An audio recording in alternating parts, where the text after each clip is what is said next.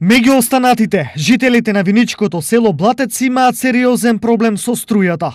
Веќе 6 години секој малку посилен ветар ствара прекини кои некогаш траат со часови, а зад нив оставаат големи дефекти. Проблеми имаме со струјата стално.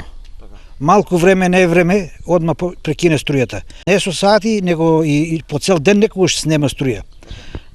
Дојде струја, изгасне, запали се, изгасне, запали се.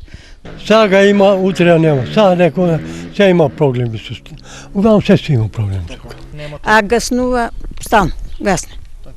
Са тан дела повеќе пати гаснува. Нон-стоп, не често. Ние тука у домата улица.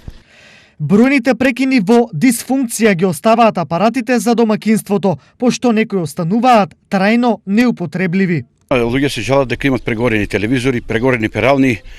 Да речеме, јас сум инженер, цртам на компјутерот и ако не сум го зачувал, нели таму у сеф, тоа што го цртам 1 сат, 2 ми снема струја, отиде 1 сат, 2 работа џабе. Тоа фрижидерите само бам-бум, телевизорите ќе ги зарасипеме. Не да е лошо, него што дигам штрака на секој 5 минути, штрук, пали, гаси. Проблем за парната, за перални, за се.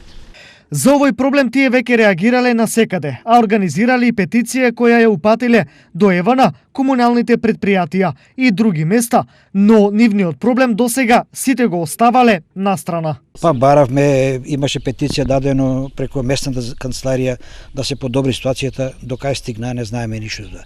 Се си е исто И не сме задоволни. Имаше и потписи од местна заедница, собира повеќе фирмите имат повеќе штета, доста фирми и собира некои петиции. За овој проблем од ЕВН велат дека им е познат, но денес ветија дека во најскоро време тој ќе биде решен.